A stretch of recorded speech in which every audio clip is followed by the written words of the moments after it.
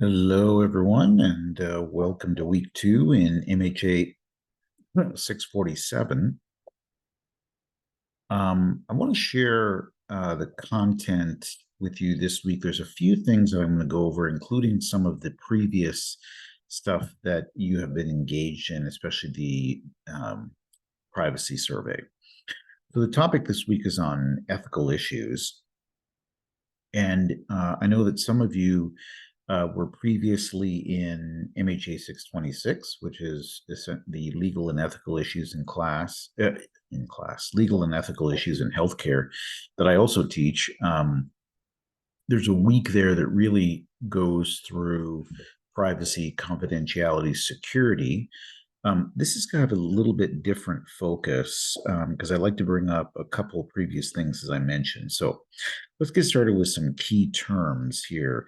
This chart, which I conveniently screenshot from an excellent article that came out a couple of years ago, really a position paper from the American College of Physicians, really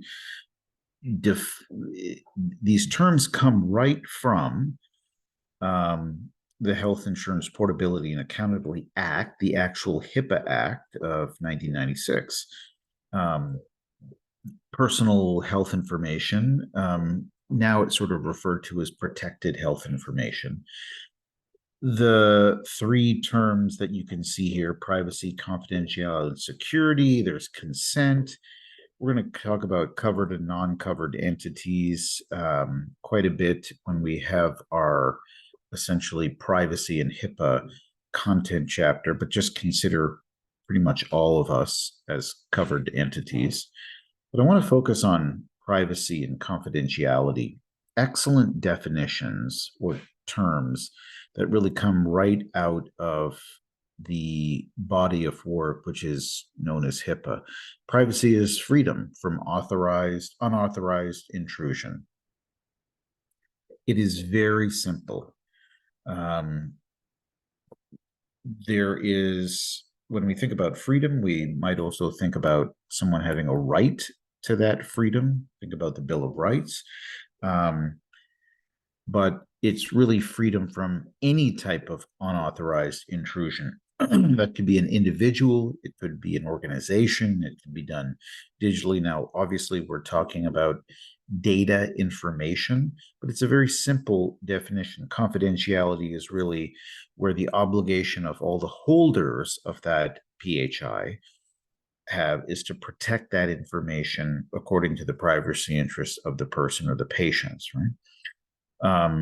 This is a really important thing. Now, it is more of a statement than a rule or a law. Respecting confidentiality is a fundamental tenet, meaning a belief or a rule of medical care. There is no law, essentially, that says that. It is, but it is very, very strongly worded and historically sound. We're going to tackle security a little bit later, but I want to start with those two definitions in the context of protected health information. So that's how we're going to be using PHI, which is how it's really used. I want to actually then go into something that I asked all of you to talk about as we discuss sort of continue ethical issues. And probably about a half of you have heard about Talkspace before. Quite honestly, I'm a little surprised. I thought maybe all of you would have heard of Talkspace before. Maybe I just feel good about myself because I actually know about Talkspace and other individuals don't. It's not really a one-upmanship, but you might notice the individual in this screenshot. It's Michael Phelps, amazing Olympic swimmer. I think it might have been in the 2004 or 2008 Olympics. I mean, he's collected almost 20 gold medals, just amazing. But what you can see in here is how Talkspace and therapy changed his life. I'd like you to go to the Talkspace website, even if you just type in Talkspace and Michael Phelps. There's a short little video. It's a very powerful video that he has done, and he's actually laying down in the bottom of an empty swimming pool. It's done on purpose that way. Um, who knew that someone as so famous and successful as Michael Phelps, and really maybe that's the point, but he used Talkspace um, to engage with counselors and therapists. Talkspace, as you can probably guess, took off um, exponentially during the pandemic. And because it is essentially, at its fundamental level, a texting system between individual and therapist. And I know that, your thoughts on privacy and confidentiality certainly well founded.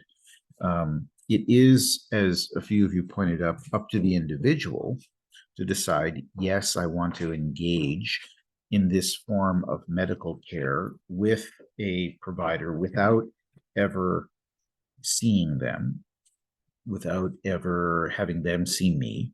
It is essentially a totally texting relationship. There's an element of trust there. Um, Now, it helps, obviously, when very public figures like Michael Phelps um, engage in this. But at some point, when it comes to, data privacy, there is really a responsibility that the individual, the user per se, or the patient, I don't even know if I'm spelling it right, um, of the user to say, yes, I'm going to share this information with this individual, whether it be in person, whether it be on the phone, whether it be digitally. Certainly, the advent of tools, patient portals through electronic health records like MyChart, which is connected to why am I spacing on this? The largest electronic healthcare system in the planet. I think you all know what I mean. It'll come back to me. I apologize. When using MyChart, it is still the responsibility of the user who is communicating electronically. We understand that. So the user, the patient or their advocate or whoever else has that ability to do that. Now, that I will tell you is much more of an American concept, much more. Issues of privacy, certainly in security, let's say in a European context, are vastly different.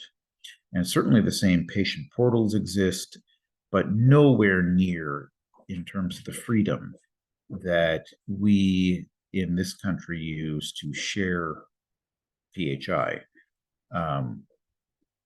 And so this really is an access issue. When I say this is Talkspace. Talkspace has provided a space, if you will, to for individuals to access care in ways certainly that is below the radar, and I only mean that because it is really user friendly. And so even the idea of having video conferencing or telehealth, or we use it, doesn't fit into the original model of Talkspace. I'm not exactly sure right now, but the individuals that I know that have really engaged in Talkspace have only been pleasantly surprised in a positive way. I want to point out sort of the emblems right on the front, HIPAA compliant and secure, just in terms of the SQL Server information as well. But how, which is not hard to do as well, but we're always a little bit worried about what are the ethical ramifications then of this?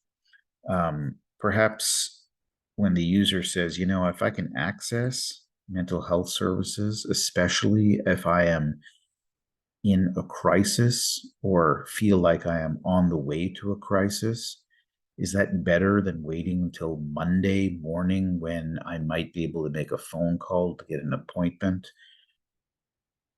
It's hard to argue against that. I want to point out something related to what the assigned reading from the American Journal of Bioethics just published last year. Really a core group of ethicists talked really about privacy and where we are in terms of that. Again, this sort of floats it in an American context where, quite honestly, privacy is a little bit looser here in the United States when it comes to where we respect individuals. The only monitoring system that we have, quite honestly, are some regulations, HIPAA being the most prominent one, but that's the only thing. And so this is on the next to last page of the article. Really speaks about, the decision to share anything always resides with the individual, the subject, the user. Now, this is obviously very much in support of freedom, right? So the idea of privacy is connected to freedom. It's a very long-standing ethics concept. In that regard, the freedom, really, we talk about autonomy, and what's mentioned in this article is self-determination, right? So the Patient Self-Determination Act, the idea that you can make choices for yourself, that is really sort of the start of where we used autonomy. I have choices. Some of those choices are to share information, but also have a choice not to have that information shared. I won't share it, and the hope is that in other ways, digitally or not, that information is shared. This really speaks to, this article speaks to returning to that freedom.